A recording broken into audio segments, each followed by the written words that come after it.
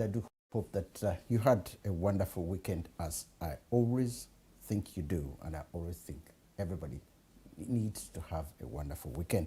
Now, what have I got in today's Africa Speak? Africa Speaks. What's new in Africa, and what should we expect to change as we approach the end of the year? What should we expect to change? Now, 2020. In 2020, a civil war broke out in the Horn of Africa, in Ethiopia, to be precise. It's still going on, and so far, 500,000 lives have been lost. Nigeria has still got a problem with Boko Haram in its northeastern region. Shabaab, another militant group, is still causing problems in Somalia, and another group has appeared in Mozambique, causing more problems for that country. So what is new in Africa that should make us be proud of our continent? There is always something positive that the Western media normally forget, but we don't forget here. Now, there is a need to discuss that too and be more positive for the future. Let's have a short break. About how it can sometimes take a little distance to bring us a little closer together. With ways to save more when you send more, World Remit is here for you, so you can be there for them.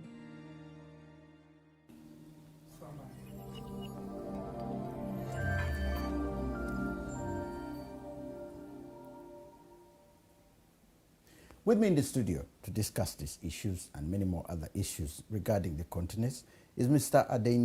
Adeyika Makinde. Welcome to the program. Makinde is a barrister who lectures in criminal law and public law at university in London. He's a contributor to a number of websites for which he has written essays and commentaries on international relations, politics, military history, I beg your pardon. He has served as a program consultant and provided expert commentary for the BBC World Service Radio, China Radio International, and Voice of Russia. Welcome to the program once again. Thank you. Pleasure to be here. Yeah. Now, when I look at what I have here in store, I'm trying to wonder, where can we start?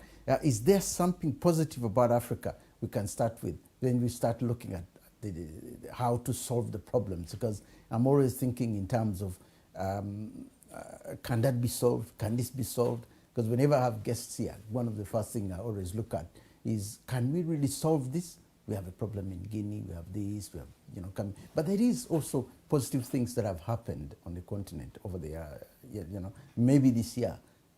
Is there something we can think in terms of, say, I think this is one of the best things that has ever happened on the continent?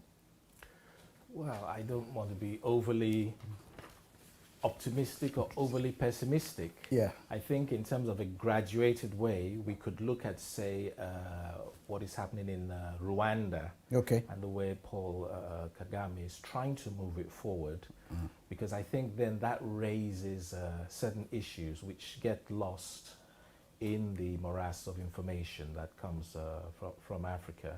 And it's namely what steps are being made by the thinkers, policymakers, the leaders, to effect political, social, and economic development. Yeah.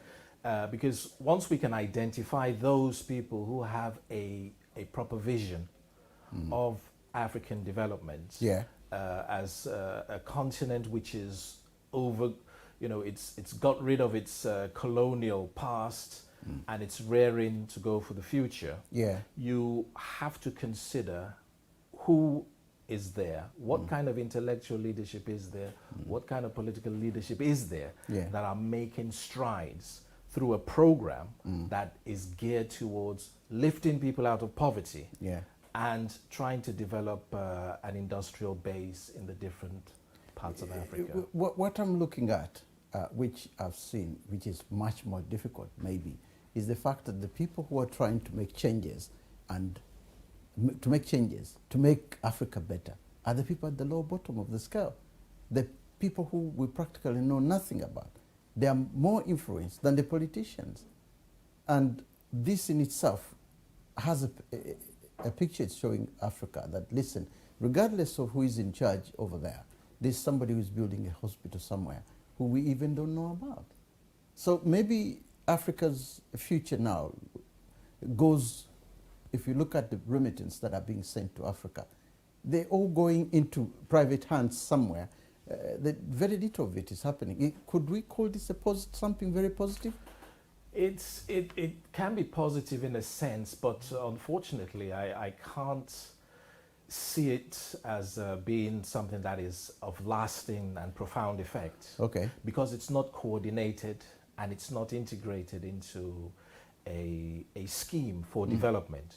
I'll give you an example. So if we talk about, say, the Africans in the diaspora, yeah, and despite the achievements of the TPLF-led government in Ethiopia, yeah, which did, before the current problems, did score very highly in certain indicators in terms of economic growth and taking people out of poverty, yeah, you still have this very large population, yeah, no matter what the achievements are in cutting infant mortality and cutting rates in maternal deaths and that sort of thing. yeah. And so a lot of Ethiopians have to go abroad to the Middle East, parts of Europe, North America. Yeah. So that sustains their family.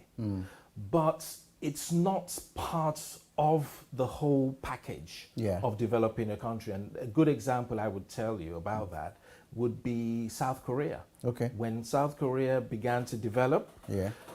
there wasn't any sort of bank loans that were coming to South Korea. There wasn't any U.S. aid. U.S. aid had been ended was ended by the Kennedy administration. Yeah. So what the incoming Park Chung-hee did was simply do a bit of bartering based on a plan, a plan that was formulated for 25 years, just to get up to a base level of development, starting with agriculture and then the wider economy.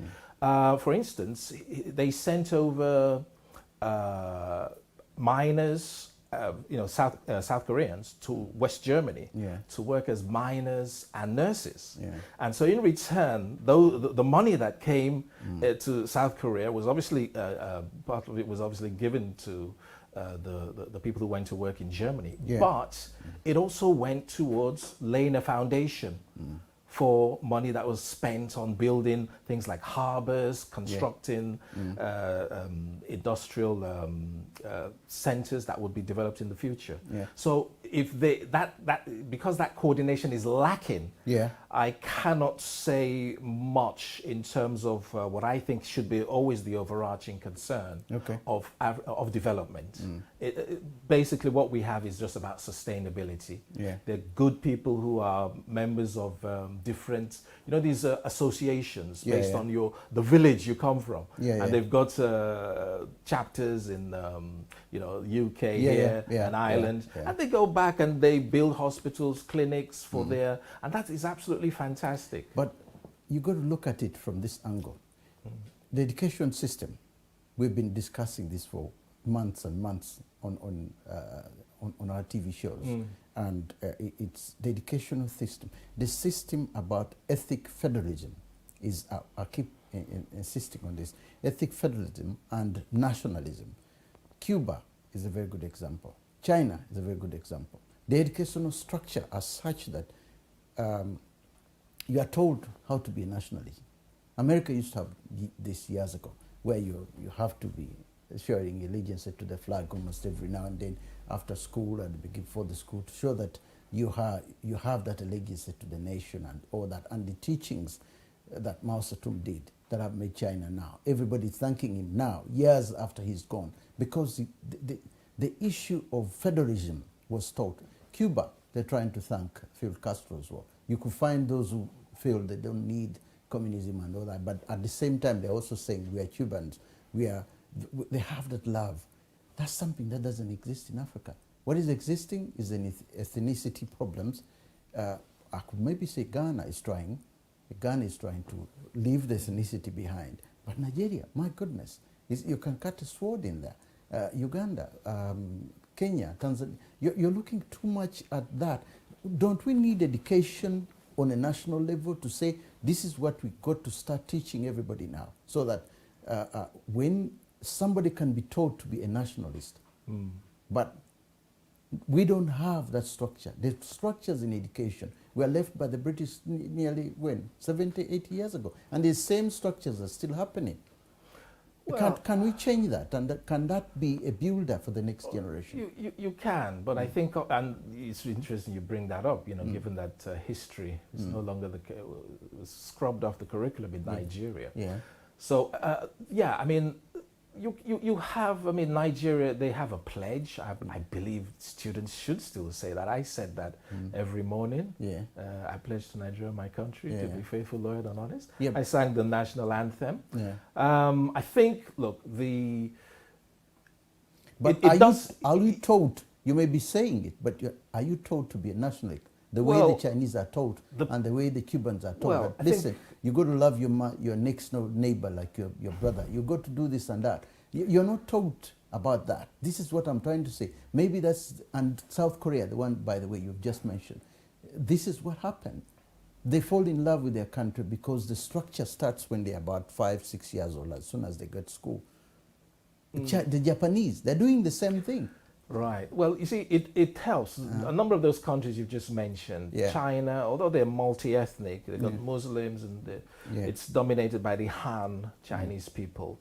Japan too, South Korea too. So when you do have ethnocentric societies that are based on the fact that it's a dominant culture, then you are then actually pointing out the issues in Nigeria. Now, the way around that would be that, yes, there are multi-ethnic societies and they can be made to work. Okay. But yes, there needs to be a plan in place to make people cohere.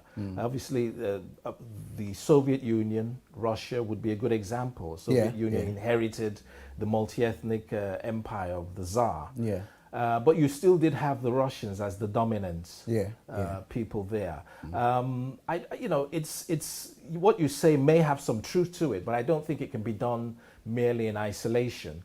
I think the question is economic development, inclusivity of all peoples. That is where national unity will come from. These disruptions that occur, whether it's to economic development through these insurgencies, through these political rivalries, yes, they can actually be worked out if there is a sufficient resolve there.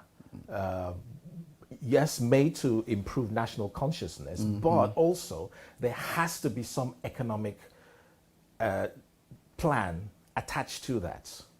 You can't, the one cannot do without the other, because you cannot go to schools and have this so-called nationalism being foisted on you, but you feel that your people or your region is being marginalized. But it's not going to work. But the thing is if you get to be, if you want to be a nationalistic person, you start with your village. You start by loving your village. You start by loving your community. Which, as I just said, it happens in Nigeria. As you're saying, yes, it does. But then when it comes to a national level, the game plan changes. So suddenly, it's the Igbos and the Yoruba. It's the Baganda and the Basoga. Suddenly, the plans change. And what makes that plan change is the fact that, okay, someone in office starts looking at his own people, with the ethnicity of where he comes from. But that is something which if we fight against that, then the chances are we have also a chance of making sure that you can unite the entire country. But that's why I'm saying that education can bring that out. And then nationalistic education, not just normal education, because we're all having that in Africa. Yes, education would play a part. I mean, as I've often said, that you need a proper intellectual leadership in any kind of society, and people who can advise others, who can become nation builders. And so far, we just do not have that. There seem to be glimmers of that in the immediate immediate post-independence period, with the likes of Nkrumah in Ghana, Olympio in Togo, and places like that. But it's sort of diminished. I would just again re-emphasize to you that it's something that is not going to just happen just through some sort of propaganda device. That has to be integrated throughout an overall socio-economic plan of development. And unfortunately, that hasn't come up. But I want to bring something to your attention, though, and to the viewers. I mean, if you look at East Africa, for instance, you look at Tanzania. Compare Tanzania with Kenya. I know both nations have tended to be fairly stable. But certainly Tanzania, although there have been one or two fissures in recent times, Tanzania was a good example of a country in which a whole group of people were brought together. And I think Julius Nyerere deserves credit for that. And it was interesting that Nyerere came from a minority people. And so if you do select people from minority regions, that also, but who are well qualified and have a vision of some sort or another, then that would help. And I think that was one of the greatest achievements of Julius Nyerere, because his economic policies in the end failed. You compare here, Tanzania with the Congo, and with Kenya, where you had Julius with Jomo Kenyatta, who basically considered Kenya to be an extension of the Kikuyu people. Do you see? We have some templates we can look at, and probably Tanzania would be a good example. But all I have to say to defend that is that because the language issue is a very important thing that has helped both Kenya and Tanzania, and it has to a certain extent hasn't helped Uganda, because the Swahili in those two countries is at its high speed, where everybody speaks Swahili. They even learn it at school. Now, we would have started that in 1962, but Obote went in a different direction. And although we speak Swahili as a language in my country, but we still don't have. And maybe if we had Swahili as a united force, maybe it would have helped. Uganda would not have had the problems it did. Kenya and Tanzania have it. And maybe, in a way, people stop seeing where you come from, and they realize, because you're having a language, it's an African language, and you talk very well about based that. on a bit of Arabic, is it, Swahili? Yeah, it's a mixture of Arabic and so not totally indigenous. And local dialogues. It's more or less like, I would have said, pidgin, but then you still find it in Angola, you find it in Somalia, you find it in Congo. There's even a tribe called Baswahili. I mean, it's widespread throughout the region, and to a certain extent, I believe somewhere along the way, we probably need to make Swahili an African language. Swahili, I would like to ask you a question there. The Swahili, can you write chemical equations in Swahili? Oh, you can. And trust me. You write the whole range of poetic prose. Oh yeah. If that is the case, then that's fine. Yeah.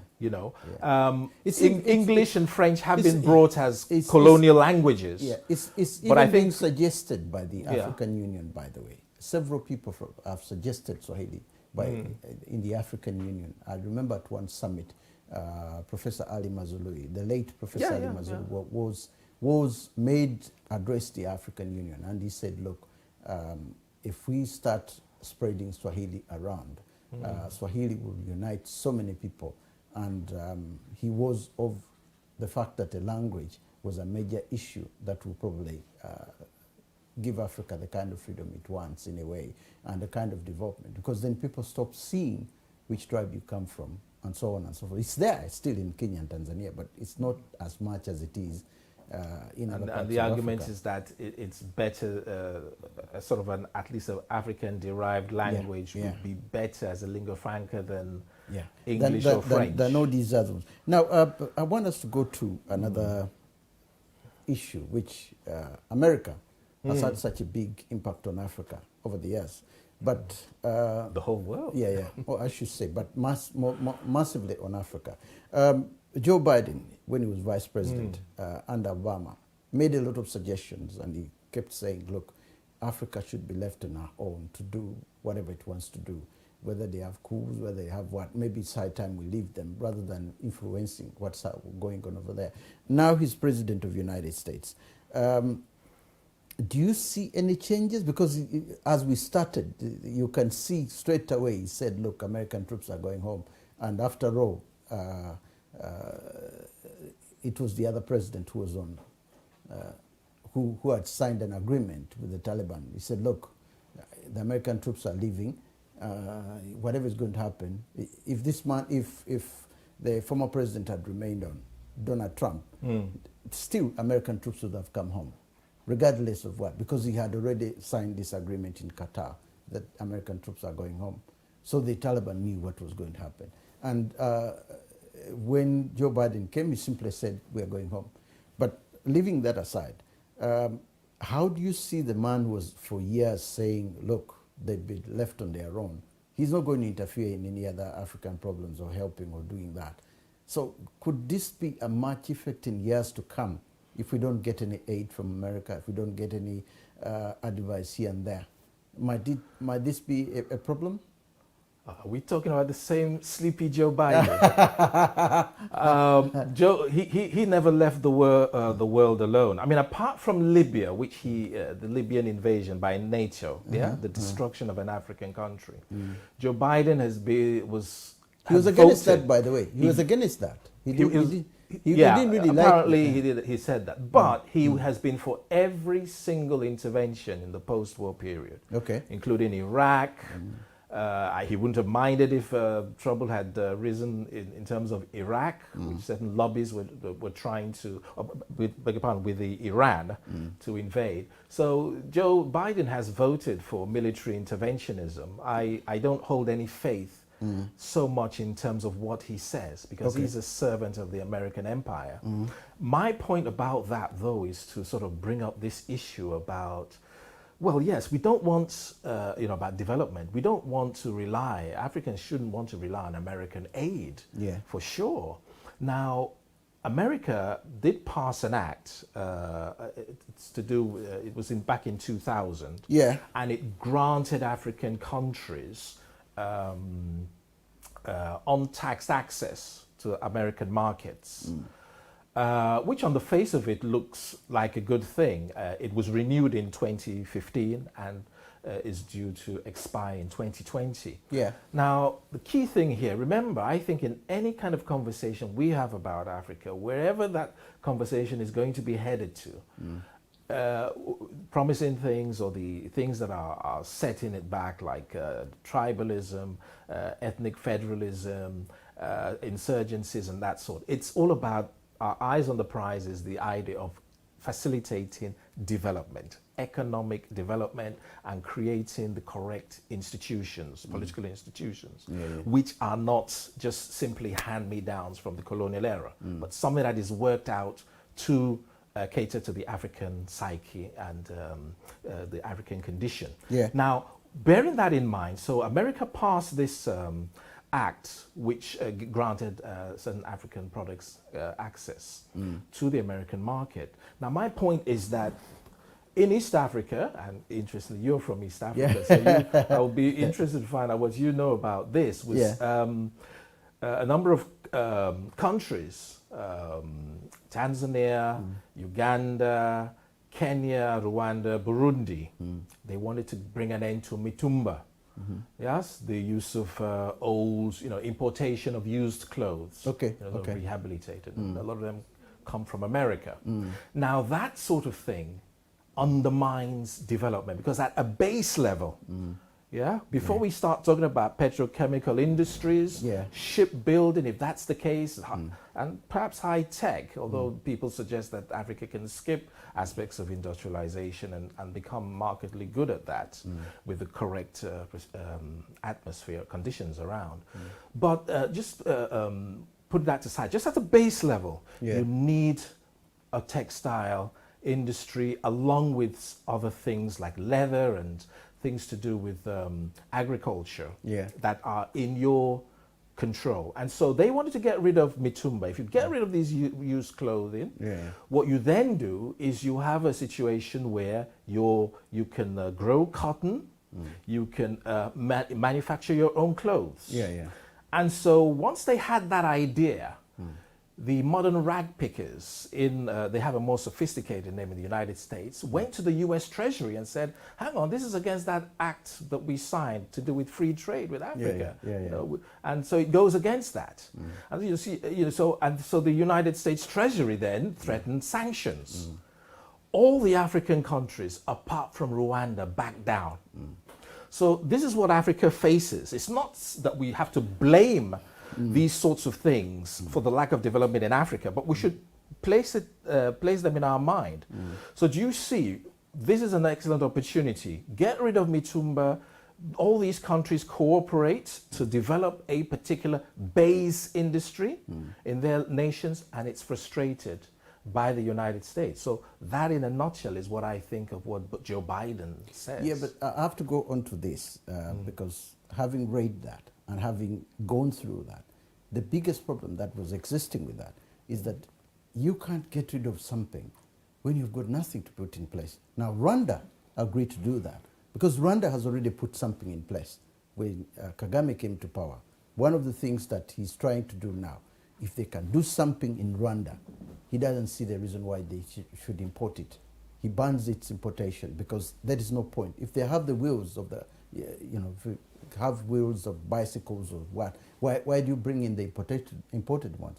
The textile industry in Rwanda is one of the best on the African continent at the moment because they started that. There are about 2 factories now that can provide Rwanda with all the basic clothes they need. That's why when it came to that, they said no. Now, you come to Uganda, Kenya, and Tanzania, and all the other countries.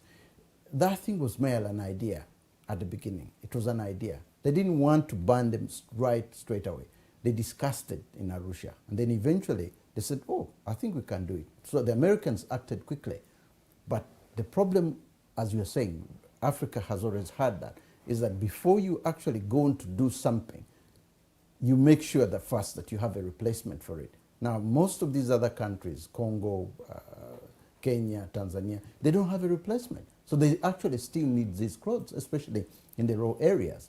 Now, Rwanda has already got that. That's why I'm not surprised that Rwanda said, no, we don't want them anymore.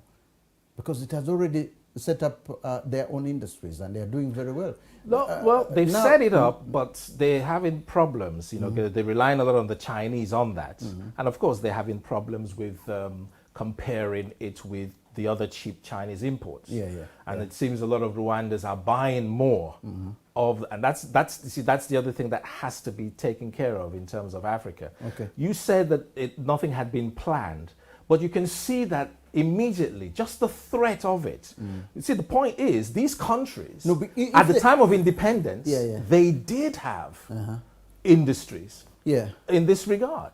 But they fell into disrepair and they were, you know, the victims of what you call dumping by the industrialized nations. But that means so, you can't really, so, you can't really start blaming the West on that. Yes, but that wouldn't be, you see, that can't be an answer that, oh, they didn't have a plan.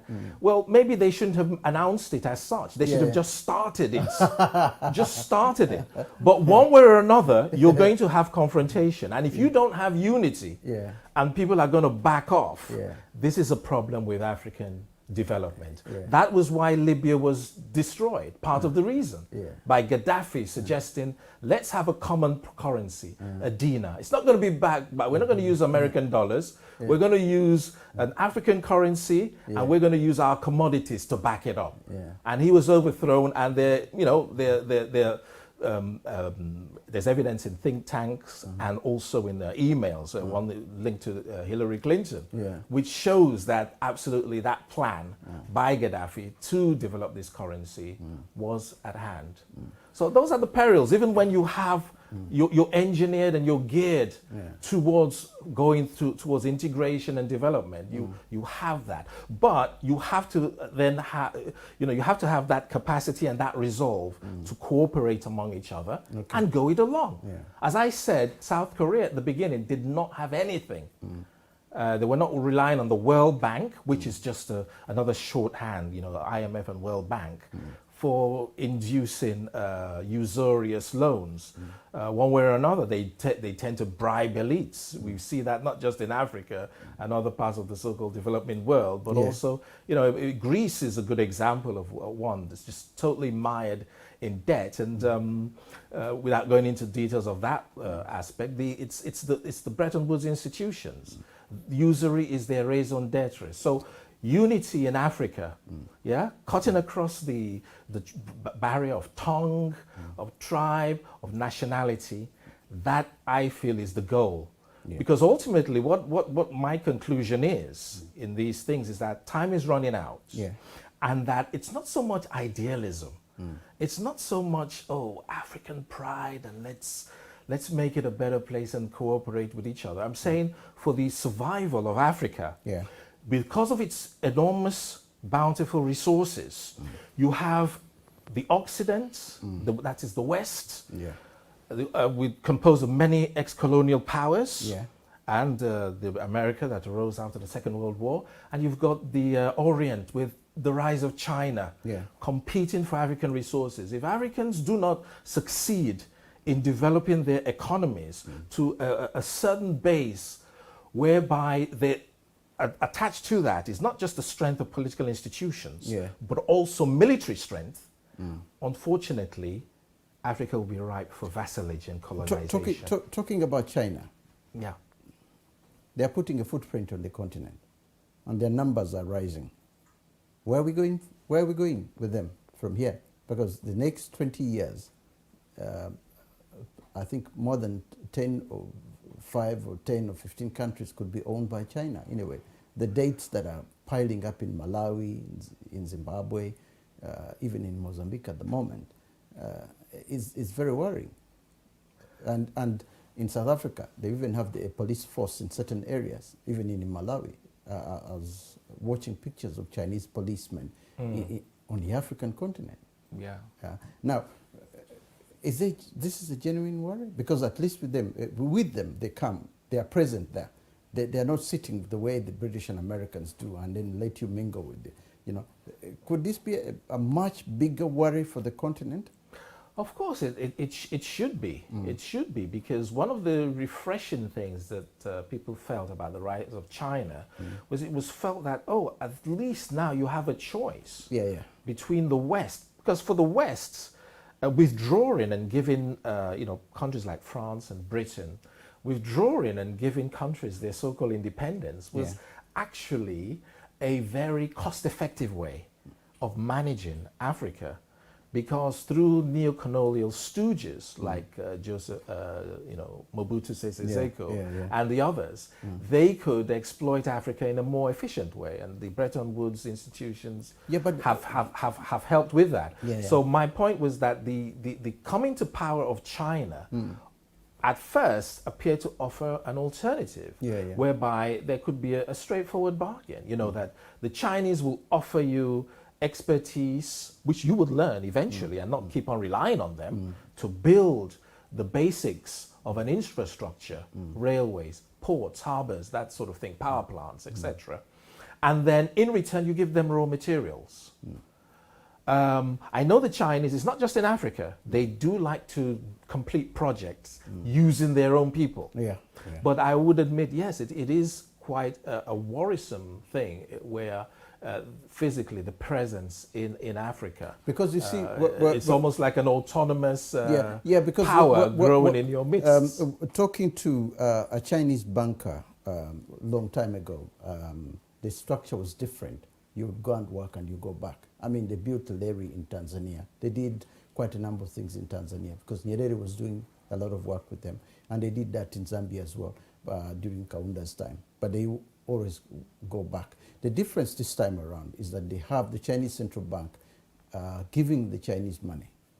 Business people, for example, go and settle in Africa, start a business in Africa, repay back the loan that we have given you, and then obviously employ more Chinese because their population has really gone up in China. In Africa? In China first and foremost. But in Africa now, it's raising up to almost 10 million if we count all the countries where they are. Now, even in the Caribbean, they have gone in. And Kenya has started a law where they're saying, no, no, no, you can't bring in drivers. You got drivers here. You can't bring in cleaners. We got cleaners here. What would be the point of you bringing in a cleaner from China and bring him here? Now, they were threatening to get rid of their whichever contracts they have. And Uhuru Kenyatta said, no, if you want that, then we'd rather start paying your debt than having your own people come here. Because we can't take our people to China to clean the streets in China. We don't do that. But you're bringing in street cleaners, you're bringing in then where are our people going to work? So that opened a certain way. Ethiopia, the current Prime Minister Abe, was defending something similar of one of the industrial estates where they were building. And he went there personally and he talked to the engineers and said, no, this is not what we agreed when I was in China. We didn't agree for you to bring bricklayers and bring these and that. These people are existing in Ethiopia. I wanted engineers, I wanted this. Then again, they had to sit at the table and so on. So you're looking at the entire African continent, looking at this and also putting argument at the table. In fact, Magufuli, the late Magufuli, had a long... President of Tanzania. Yeah, from Tanzania. He had a long discussion with them, and he ended up by refusing several of their projects in Arusha and another one at one of the ports. He said, no, we're not going ahead with such projects. You can see arguments coming in and people standing their ground said, okay, much as we'd rather pay the debts than you coming in. And it could have an impact. It could have an impact on our communities. Yeah, I mean, it certainly could. I mean, that creates a kind of an imbalance. Yeah. We hear about the term a state within a state, and that would not be a healthy thing. Yeah. If another power is literally allowed into your own country to operate almost autonomously. That cannot be good news. And that's a different argument from just mere migration or people working as expatriates. Yeah. It is definitely a worrisome thing, and it's something that any African leader worth their Nigeria soul should. There is a movement in Nigeria which started, I think, from one of the states. I don't know whether it was Cross River State. A Chinese man came. He started a rice plantation. Last year, I thought I might be in position to invite him on my show when he was here in London, but I never got the chance. I think he went away. He had explained to me when I met him, and he says, look, he started this thing in one of the states, and he started growing rice, and everything was going so well. But then I think out of the blue, I think the governor of the state came down, and they had issues because he had brought in expatriates from China, and Nigeria had, and then of course there was something connected with the land title as well, where he had leased the land and the lease owners. They were looking at things from a very different angle. So in the end, he says, look, let me get this product out and I will leave the state. These issues are coming up, and then he started something in Nigeria to try and see that they drive most of them out of Nigeria. I don't know whether you've heard of this or not. I'm not too familiar with that particular story. Okay. Yeah. Now, another thing which I'm looking at, which is one of the things we really need to address, not just in today's program, but in all the other programs that we have on the continent, is the huge youth unemployment.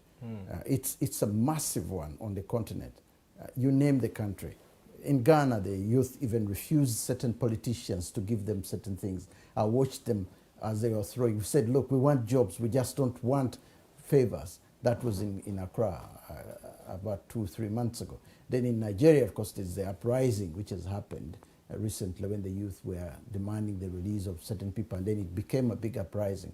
In Uganda, I can't even imagine. In Tanzania, and even in Kenya. And South Africa, it's even worse. Now, how do you see, because this is where the population is going up, better medical facilities have come up, although women used to die a lot during labor and so on, but improvements have done now, and we're having a population explosion which might happen, not just in one of the countries, but in most of the countries. Could this be an impact in a game plan, a game changer? Because when you have massive people without jobs and they're demanding things left and right, Could this affect the political structure of the continent? Well, of course, it's a ticking time bomb. Yeah. And I suspect that it's one of those issues which undermined the developmental achievements of How does it undermine it? Of Meles Zenawi? Well, for the obvious reason that if you cut down infant mortality, maternity rates, etc., and the population even rises quicker, then whatever plans you have for development need to match the growing birth rates, and that is something African policy planners do not seem to have. If they exist at all. If they exist at all. If they exist, have not grasped upon. Okay. So yes, that will, and it will. Not only is it a time bomb in terms of frustrated young people, young males, very energized and prone to get angry. If the odds in life are increasingly stacked against them, so it undercuts even where there is achievement being made. So that needs to be addressed, because otherwise, what it does is it filters into the other issues of people joining insurgencies. A lot of people who join Boko Haram, some of them have even been non-Muslims for starters. Unemployment, poverty. So part of the whole idea about nation building and national development, and when we get to it, countering insurgencies, is about development, and particularly developing a future for the young people, because you cannot afford to have massive amounts of them unemployed, and then what then undergirds the failure of African political leadership is when these young people risk their lives. They're so disenchanted that they go through the trans-Saharan journey to come over to Europe, and then risk their lives in terms of slavers and kidnappers, and to make a journey across Europe, where you already have declining birth rates and a rise in chauvinism, ethnic chauvinism, so that is something which needs to be addressed as a very important element of the wider issue of economic development, youth unemployment. It's a ticking time bomb. It's a ticking time bomb. You come from Nigeria, and I've been reading so much about Nigeria. And there is an issue, there's a political issue at the moment, which really we have addressed here for quite a number of times, about the Igbos and the Igbo breakaway iPod. And at the same time now I'm seeing the Yoruba are coming up, and I'm having a Yoruba professor on my show at some point in, I don't know, maybe next month, to come and discuss why the Yorubas are breaking away, want to go the same way the Igbos want to go. There is something about Nigeria which disturbs the rest of Africa. If something goes wrong in Nigeria, there's a saying, like the Americans say, that when America sneezes, Britain catches the cold. The rest of the world, if Nigeria sneezes, the rest of the world starts shaking. The rest of Africa starts shaking. We're looking so much at what could happen now with the iPod, with the Yoruba. Can there be no way these people can sit together and say, listen, Nigeria belongs to all of us. Can we try and see whether this, has Buhari failed to do this?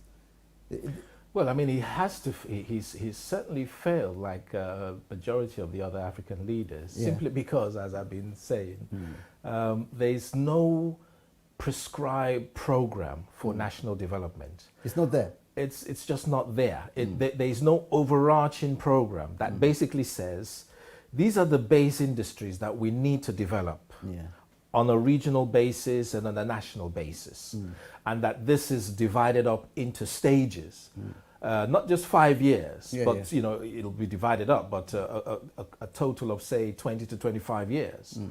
That does not exist. So added to that is just this issue of the fact that what Nigeria is now settled into is a method by which politics is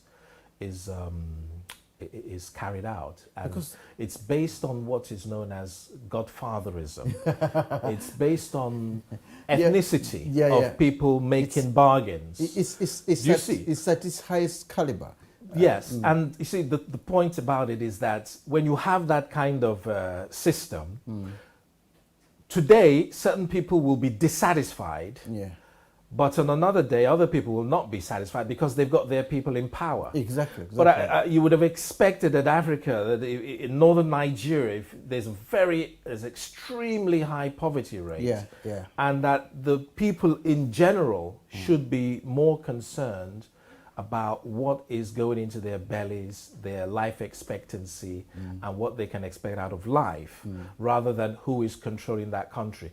Because to a certain extent, I'm not trying to diminish the real problem of Boko Haram and the failure to curtail that insurgency, and also the problem of herdsmen, mainly from the Fulani people, part of who are traditionally herders. So you've had a pastoralist, a clash between mobile animal herders and other people who till the land, and a lot of this has to do with geographic features. The Sahel region is, the Sahara is coming closer. That is part of the problem. So yes, can get highly emotional about how the problems are manifested with clashes with herdsmen and people on their lands, but a lot of it has to do with the lack of vision and imagination of the leaders. Now, a certain senator. Can I just finish? Because you see, where I would link development there too is that in human nature, the natural thing to do would be you want to conquer the sea, you want to sort of make good on those disadvantages. So in the Sahara, with the Arabs, the Berbers, the tinkling of water, that's a rarity. And so one of the achievements of Gaddafi was to build his great Man River underground project. Now, why haven't there been efforts to stem the coming in of the desert of Lake Chad, which is been gradually diminishing over the decades?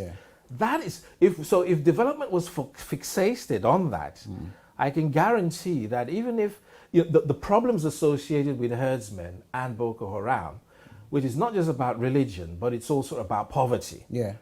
They would not be at the level that they are. Something I wanted to bring up. A senator in Nigeria, I think his name is Adenike or something, one of those senators, made a suggestion. He said, look, let's get the government money. Let's get, say for example, this is the billions that we earned. Say we have earned this amount of money as on the government budget. And look at each state in Nigeria and give each state a certain amount of money, say for example, 50 billion, or should I say 1 billion, for example, as part of the development plan, so that people would know that certain states, each state has got a certain amount of money, instead of relying on the central government, so that at the end of the day, just like the way they do boroughs here, each borough gets a certain amount of money in London and all over, so that at the end of the day, you have to account for where the money has been spent. The problem with Nigeria is that everything comes, or with Africa as a whole, everything comes into the central government. Then it's up to the planners in the central government to split the money around. But if this money was going into each particular state, and everybody knows that it's going there, because most of the states would be effective in a way, because then everybody will be pointing a finger to the governor and saying, hang on a minute, we want to know why don't we have this road? Why don't we have this? Now, instead, everybody's pointing to the central government. So could that work initially? Because when he suggested it, he was put down. They all said, no, without even having tried it. Yeah, I think, the issue of restructuring always comes up. And I keep saying that would not be effective. Any kind of system you have will not be effective if the mentality of the leaders does not change. So you mentioned about education, the building of national consciousness. That is something that should have actively been continued, because Yeah. I believe there were efforts to do that at the dawning of independence. And as I said, I think Tanzania stands as a good example of where, because this must have been continually infiltrated in the body politic of the nation, Yeah. it has stood the test, whereas other countries have disintegrated. So on that point that you mentioned, yes, restructuring, Yeah. secession, in Nigeria, creation of states hasn't worked. Yeah. So it means that there's something else. It's first of all about integrating Yeah. themselves economically and socially, developmentally, first of all, and developing that national consciousness side by side. Okay. I feel that the more you splinter things down, Nigeria has so many states. A lot of that still may not help accountability, because I know in recent times I keep tabs. For instance, there's a Benue state, River state, and people are up in arms about these governors not paying pensions and stuff like that. Okay. So it's going to be a never-ending thing. So when I've approached things from the problems of Nigeria, without going into the intricacies of the issues of the social problems and kidnappings and the insurgencies. Same thing with Ethiopia, with this burdensome civil war that has been brewing, is that I still feel that the best way for Africa to develop is through as large scale as possible. Nigeria is a very large country, and some people felt that from the beginning the North should not have been merged with the South, and that there were certain deals that were dealt at the dawn of independence, including election rigging by the British, to ensure that the North came to a position, because it was fearful of the fact that the South was more dominant. But the North, we should remember, also includes a sizable Christian population of minorities. So my point, though, is that even Gaddafi suggested, by the way, to divide it into two. Gaddafi made a suggestion about that. Well, in Nigeria, I mean, I wouldn't want Nigeria to be divided into anything more than the original three regions, you know, the North and the East and the West, for the reason that you are not going to have a proper development on the continent if you have these small mini statelets. Yeah, but let me give you an example. You can't have that development. But if for the time being you start a structure like that, they'll wake up one morning, because unity will eventually come. United States was not, okay, we are talking about 400-500 years ago. They used to be mini states as well. But as soon as they realized that they couldn't stand on their own, you know, eventually, because with Africa, if we try it first and we see how it will go, in the end we say, oh, no, I think we need to go back together. Because the idea is, we can't know about something when we haven't tried it. Yeah, I'm not sure about that, and I'm not sure about that analogy, because America did start. It's not that much over 200 years, not more than 300 years, and it started only as 13 states on the eastern seaboard, but it was one constituted country. The only problem with America, which obviously it reached a peak when the Civil War happened, was what was the degree of power in the center, the power of federal government in relation to the states. And to me, in Nigeria, there's something more profound, because if you have a poor maintenance culture, whether it's at federal level or at state level, okay, the people who want Biafra tomorrow, well, look at the city of Onitsha, the most polluted city.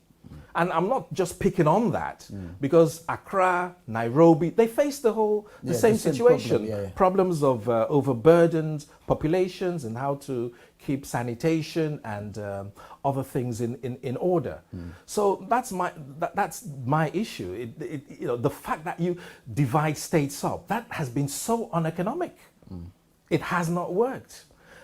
If you want money to be redistributed, that might be in a different way. That might be a good idea. But I will still suggest to you, and not be a spoiler, by saying that the mentality that people already demonstrate. Yes, listen. the mentality already demonstrate will still be repeated. In these new restructures. We're coming towards the end of the program, and one of my main issue that I've always addressed is the women issues. Could the women change the policies, the politics of Africa? I mean, I can see that in Rwanda. I can see that happening so much in Rwanda. I can see that in Liberia. And I can see that now in South Africa. Their numbers are growing in parliament. Could this be a game changer if high educated women move into positions of power? Well, we're having that in Uganda as well now. If you feel that women will bring certain qualities that are linked to longevity of determination, keeping to a vision, then if that shows, then I'm sure that will be the drift of things. But you think they might? Do you think they might change the policies of because then you're not so sure. The jury's out on that. The jury's out. We cannot make that, but it's a welcome thing. Okay. It's a welcome development.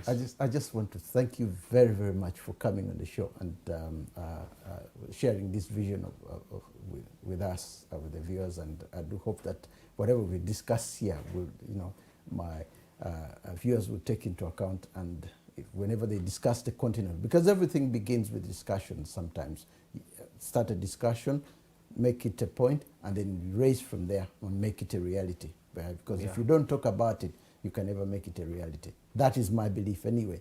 I just want to say thank you very much for coming, and to the viewers, thank you very much for being with us over the past hour, and I hope we'll be together again for the next edition of Africa Speaks.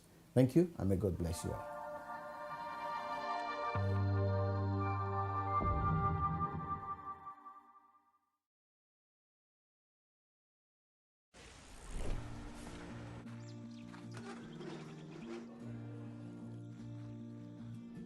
At World Remit, we understand what the journey is about, how it can sometimes take a little distance to bring us a little closer together. With ways to save more when you send more, World Remit is here for you, so you can be there for them.